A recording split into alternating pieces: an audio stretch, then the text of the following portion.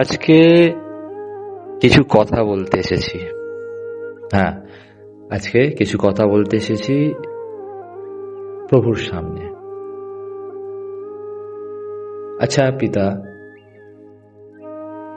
আমি পাপ করেছি। আমি আমার পাপের জন্য যত সমস্ত প্রবলেম আমার লাইফে সবকিছু বয়ে চলছি। আমার লাইফের সমস্ত যে প্রবলেমগুলো আমি ফেস করছি, মানছি আমার পাপের জন্য। পাপ করেছি, বারে বারে পাপ করেছি, ইচ্ছাকৃতভাবে পাপ করেছি। আমি চাইলেই সেখান থেকে বেরিয়ে আসতে পারতাম, কিন্তু পাপটাকে আনন্দের সাথে করেছি। আর যখন কোনো পাপ আনন্দ দ্বারা করা হয়, তখন সেই পাপটার পাপ থাকে না, তখন আমরা পাপের দাস হয়ে যাই। তাই হয়তো আমি আজকে এতটা পিছিয়ে আছি। আচ্ছা, তোমরা যে আমার কথাগুলো শুনছো, তোমাদের জীবনের আমার কথা আমাকে একটু বলো তো।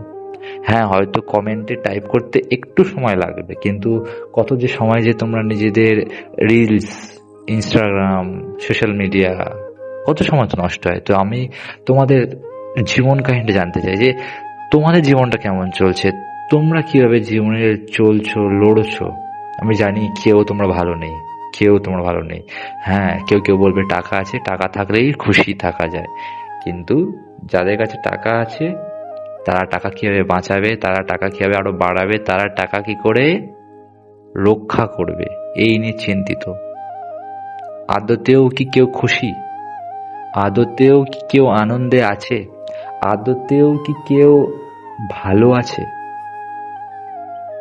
সবাই কিছু একটার পিছনে দৌড়ে চলেছি, কিছু একটা পাওয়ার জন্য দৌড়ে চলেছি। কেউ কি আমরা শান্তভাবে নিজের সাথে নিজে বসে ভেবেছি যে আসলে আমি লাইফে কি করছি?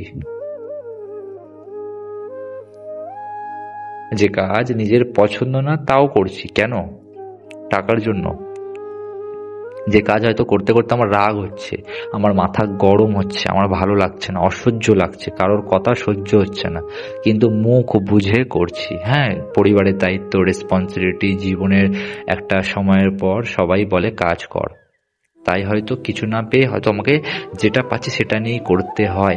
এটাই হচ্ছে জীবন, যেখানে মানুষ নিজের ইচ্ছাকে মেরে ফেলে, নিজের স্বপ্নকে মেরে ফেলে, দায়িত্বর জন্য, কিছুটা চাপের জন্য তারা নিজের জীবনটাকে বলি দিয়ে দেয়।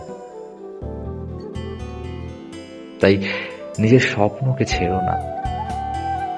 যাদের স্বপ্ন আমার মতন ইউটিউবার হওয়ার, তাদেরকে আমি বলতে চাই, এটা সবাই 2026, এখনো এমন কিছু দেরি হয়ে যায়নি, এখনো এতটাও দেরি হয়ে যায়নি যে তুমি পারবে না। তুমিও পারবে, তুমিও শুরু করো। কাল করব ভেবে না ভেবে আজকে থেকে শুরু করো। ছোট্ট একটা স্টেপ নাও। মানলাম তোমার এডিটিং করতে ভালো লাগে না, সময় লাগে, অনেক দেরি হয়, টাইম নেয়, ল্যাগ হয়, প্রবলেম হয়। অ্যাটলিস্ট যদি তোমার ভিডিওতে ভয়েস ওভার দরকার, একদিন রেকর্ডার একটা অন করো, একদিন কিছুটা বলো, এক লাইন বলো, কিছু তো করো, কিছু একটা করো। নিজের স্বপ্নের জন্য বাঁচো, শুধুমাত্র টাকার জন্য বেছো না। নিজের স্বপ্নকে জড়িয়ে নাও।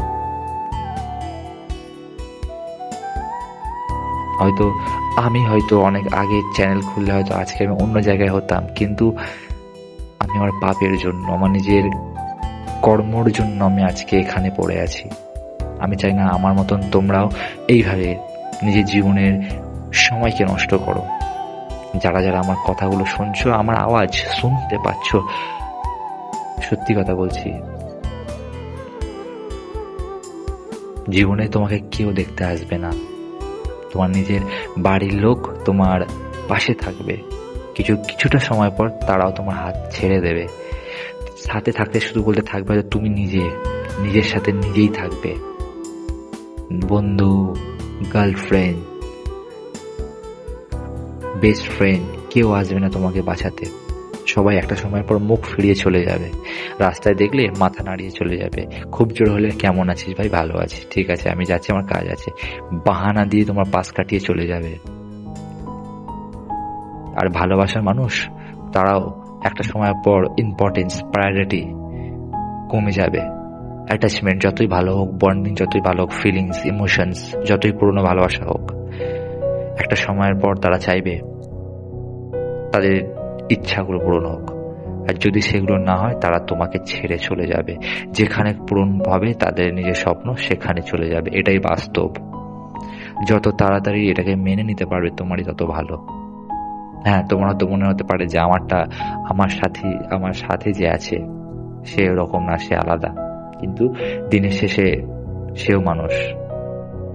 তাই সবাইকে বলতে চাই যে আগে নিজের স্বপ্নের জন্য বাঁচো।